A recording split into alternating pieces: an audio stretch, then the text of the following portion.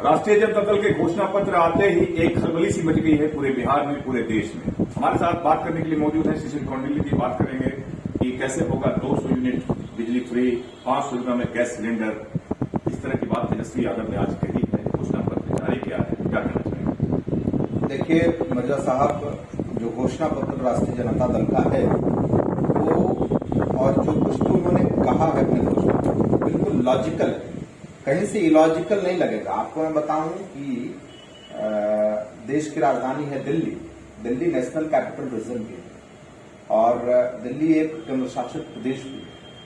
तो वहां दिल्ली जैसे जगह में 200 यूनिट फ्री बिजली लोगों को मिल रही है।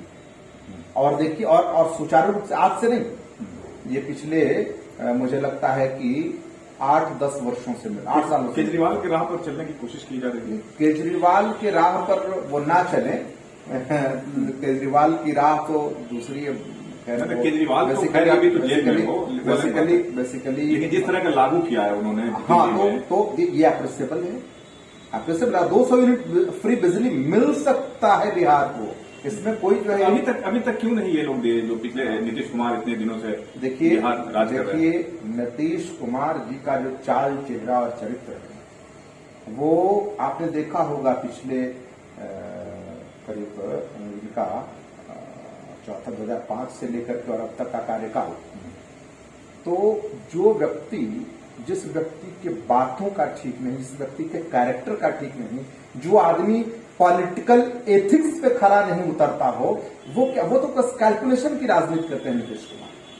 नीतीश कुमार बेहतर पॉलिटिकल इक्वेशन जानते हैं, उसको कैलकुलेट करते हैं और उसी हिसाब से एक्ट करते हैं, जो बिहार की जनता वर्षों से इनको देख रही है। बहुत बड़े पॉलिटिकल ऑफेंडर है नीतीश कुमार आज के दौर में। और ये जो 500 रुपए सिलेंडर देने की बात कही गई, एक जमाने में हम लोग बहुत पीछे लेके चले गए। पीछे लेकर पीछे करने का मतलब पीछे मिलता था 500 रुपए में, 450 रुपए में सिलेंडर। जैसे मिर्जा साहब, आपको याद होगा मनमोहन सिंह जी का कार्यकाल, 495 रुपए में सिलेंडर जो है वो इस देश की जनता को मिलते थे। ये कोई नई बात नहीं है।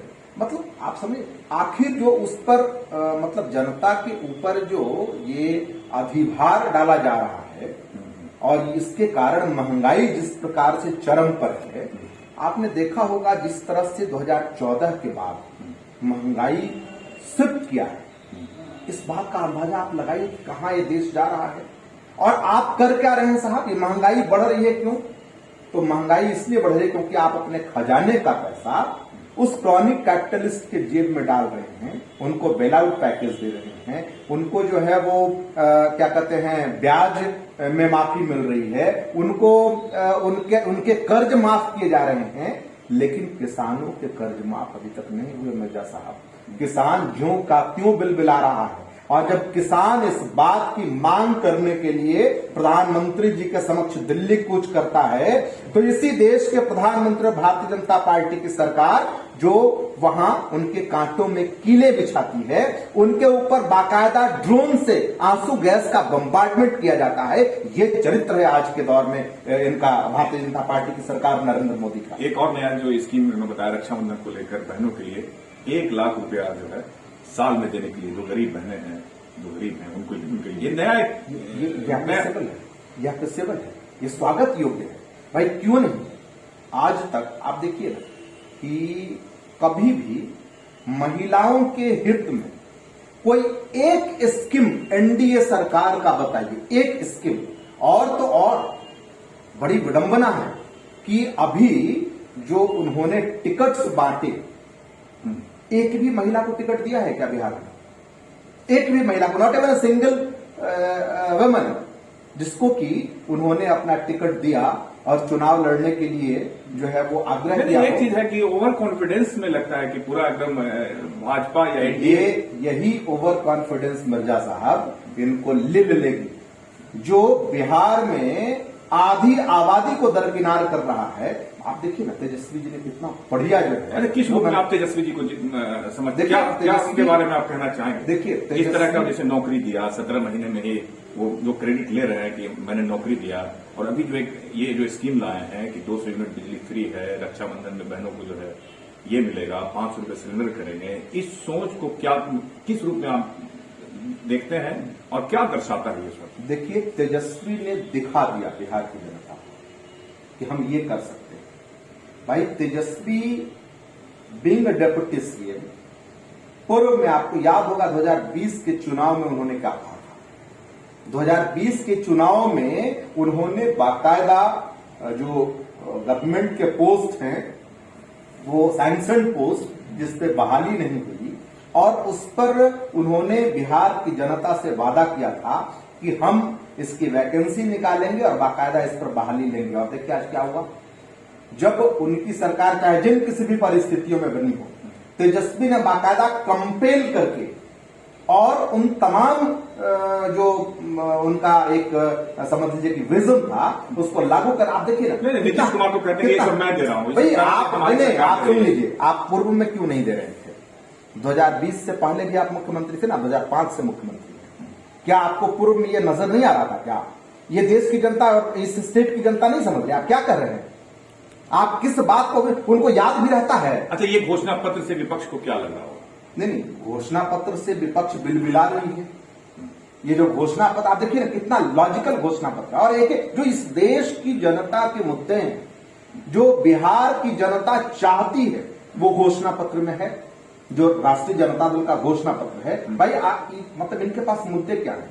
क्या आज देश में बेरोजगारी मुद्दा नहीं है मिर्जा साहब? क्या महंगाई मुद्दा नहीं है इस देश में? क्या इस देश में जो गरीब लोग हैं, वो उनको जीने का कोई अधिकार नहीं है? उनके लिए क्या स्कीम्स लाए हैं?